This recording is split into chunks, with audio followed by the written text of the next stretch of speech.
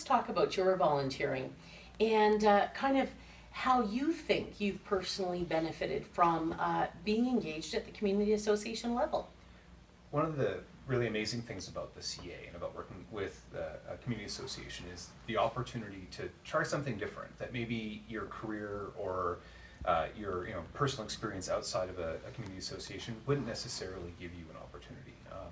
When I joined the board, I joined as the communications director, and the reason why I did that was because the community association didn't have a website, and I built websites for a living, so it seemed like something that I could probably help with. And in the process of building that website, I basically asked, what are we doing? Like, what are we doing? We need to talk about it. And what kind of I discovered was that for a number of reasons, the community had kind of retrenched in a big way in the last couple of years, wasn't that active, wasn't that engaged. And as much as I'd like to say it was the website or the social media presence, what it really was an opportunity for everyone to get together and sort of think about what it is we're actually doing here. What is the purpose of this community association? And we hit on some really basic stuff to start. Like you said, it was building a community garden and getting out of the building and worrying about the building and all that kind of stuff, and just getting into the community and actually doing something. And we got 44 volunteers for the first event, and then we had 412 at the next one.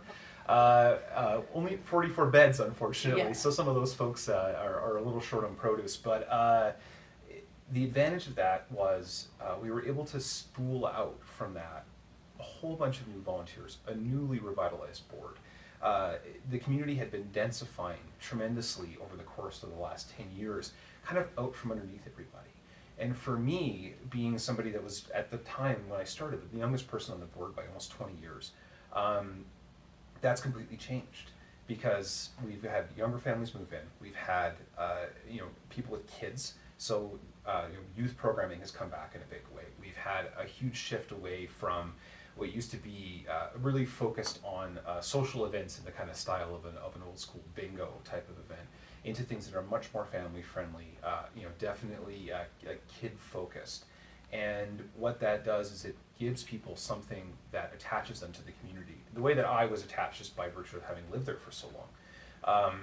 And with that and having that benefit, you build your community and you build your friendships from that. And now I have, there's 3 people in my bloody condo building that are members of the community association and are active in the garden. I have this whole relationship network that's built out, and none of that would have existed if I hadn't volunteered